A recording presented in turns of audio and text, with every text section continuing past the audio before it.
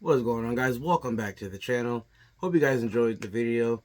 Usually I don't, not usually, I won't say usually, I haven't been recently doing like a whole hauls section of the video, which I should probably kind of get back to. You guys are probably interested, like, okay, you show us all this cool shit, but you don't show us what you picked up, if anything. But today I want to do a hauls video because I was in my nostalgia kick. Like, you saw a lot of the pieces that I was picking up in that antique mall that I just kind of happened to stumble on through Facebook. So I'm going to make a hauls part. I'm not going to waste time. Just don't forget, like, comment, subscribe. We're going to get into this haul because I picked up a lot, probably a little bit too much. Let's check it out. Starting off, we picked up the 1998 Tommy Ash Ketchum figure. Found this in a little bin, and he's not articulated, but there are certain things in my shelf that aren't articulated, and I feel like I just kind of had to add. Next, we picked up some various Disney pieces, including obviously a Mickey, an Eeyore, and a Bambi, because I mean, childhood, right? I mean, how could you not pick up these little smalls? Talk about a nostalgia piece. This is a 1986 Miss Piggy McDonald's toy car. I mean, was I born in 86? No. But did I love Muppet Babies? Yes. So, I mean, this was a no-brainer. I had to pick this up. I think I showed this in the video itself, but once I recognized who it was and what the date is, I don't know how many more Muppet Babies I'm going to be able to just find out in the wild and antique malls and stuff. I mean, I'll make that a challenge to myself, but I thought this was a no-brainer to pick up to the collection. Shout outs to Ayo Frankie on this one because if you checked out the season 2 premiere of Cartoons and Cereal, which is like 2 hours long, and I blame him for that because the show's not supposed to be more than a half hour, Frankie, but thanks to his antics, he's gonna be back on. He definitely will. He spoke this into existence, to be honest. He was just talking about picking up some Pokemon keychain toys from the 90s, so I had to scoop this up once I saw it. There was a Nidoking, excuse me, and there was an Electabuzz, but the Electabuzz was really beat up, but I had to grab the Nidoking, partially obviously to add it into the nostalgia shelf, but also to just kind of flex on him again, because at this point it's just kind of what I do. I forgot about this little one, but I mean, Dumbo, how could you, I mean, again, more childhood, had to pick that up. I mean, it was like $1 too, so that fits in perfectly. Added a nice little Dumbo piece to the collection. This is a 1995 Saban Ivan Ooze Power Rangers figure. These figures aren't complete. It's just going to have the base body, maybe an accessory or a weapon or whatever you may call it. But it's Ivan Ooze. And it's 95 Power Rangers. Like, I have to have that because that was a huge part of my childhood, between the cartoon, between the TV show and the Sega Genesis game that is near and dear to my heart. I had to pick up an Ivan Ooze. I mean, if we're getting nostalgic, how can I not add in a Donkey Kong? I wanted to get a smaller piece because I understand that there are bigger versions and variations of them, but I want to have nice contrast of bigger figures, smaller figures. Some things that can take up a little more room, some things you could tuck behind other things like little Easter eggs and things that come in all shapes and sizes. So I love this small Donkey Kong that I could pick up and just kind of pop him somewhere into the shelf and sit him nicely. It is it's awesome.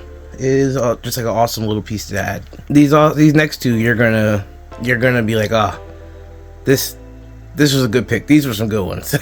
Starting off with the Kool-Aid Man. I honestly just walked past the shelf and I saw something right up the corner of my eye, and I looked over and I was like, yep, gotta snag that.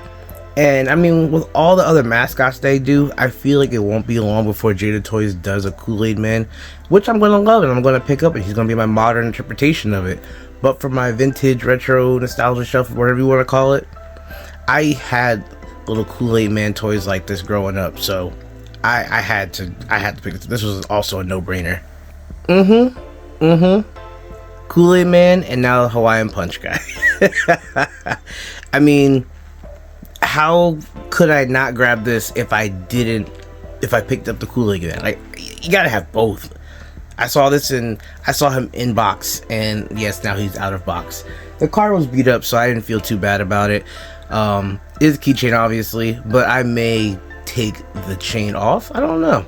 We'll see. Maybe he'll end up on my keys, or he might just be popped into the collection and he'll stay in there just with the chain on. We'll see. But either way, I had to add him too. Coming down the final stretch, we have the 2000 McDonald's Jackie Chan toy. Add that to the collection.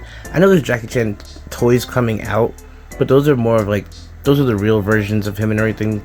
This is probably the closest we're going to ever get to the Jackie Chan Adventures cartoon version of him. If y'all know me, y'all know I love Nightmare Before Christmas. I have a Jack Skellington, and now I have Lock, Stock, and Barrel. I saw them in the case right before I was getting ready to check out, and these were more of the more expensive ones, quote unquote, that were there, but had to have them. They'll go right next to Jack. Right next to Lock, Stock, and Barrel, I picked up a 1992 Toyco Crash Dummy figure. Now, I don't know too much about the line, but funnily enough, I watch a lot of retro YouTubers, and I kind of started to fall in love with the line a little bit. I love the colors, I love how different it is, and this guy just kind of stood out to me. And once I saw him in the case, I kind of had to grab him. So I guess I kind of collect some crash test dummies now. I just love the colors on them, the characters, the sculpting all stands out. These are all vintage 90s figures from I've just been really falling in love with them, and I'm gonna end up grabbing, I have a Leo and I have a Mikey. I'm gonna end up grabbing a Donnie and a Raph of some variation. They won't all be the same, and I'm not gonna go fall down this huge rabbit hole. I just love the design of them. I think they're really gonna pop on the shelf, and I'm gonna be able to just tuck them in different areas. And even this one, I love the ripped up shirt. I love like the shoulder pads kind of on his on his shoulders, and I love the gold plate like on a rib cage too. It's just, they're just unique, and these are the ones that kind of stood out to me. Alright, my man ain't standing, but there you go. I mean, I'm a football coach, so it was only right? Love the colors. They're well played with. I put them in baths and everything, but you know, they're not, again, they're not complete, but great colors, and it's football. Lastly, we have the Real Monsters Scarfer. I am really debating if I'm going to take it out the package or if I am going to put it up on the wall, because as much as I want to add him in with my Mondos, because I have the 3-pack of the mains from the show, I love the card. So I am debating if I'm going to keep him on card or not. We'll see. So I hope you guys enjoyed that haul. Like I said, I haven't done it in a while, but I went a little crazy. And if you guys saw those Men in Black posters, oh my gosh, I was so tempted, but I was looking around, and I might have a couple changes coming soon, and I didn't want to buy something that was gonna inconvenience that, and I just don't have the space to even store it right now. But if I did, those 2 Men in Black posters would have came home. They're like a metal, and they were promo posters too. If you guys are in the area in Jersey or the surrounding area, if you can make it there, go check out Scranberry. You saw the Grail items in there. You saw the Kenner Alien. There was so much in there, man. Go back if you were in the area. Go check out Scranberry. It is an incredible place. It's kind of off the beaten path. And like I said, I stumbled upon it through Facebook, but when I got there, there were a lot of people there. So obviously, some people know about it, but I just happened to find it. Hope you guys enjoyed the video. Again, don't forget to like, comment, subscribe. Check out the new stuff coming to the channel. Cartoons and Cereal Season 2 just came out, so keep it locked for more on that. I'm going to have a lot more fun guests and a lot more fun times coming from that craziness. But as always, guys, have a good day, and I'll catch y'all on the next one, man. Peace.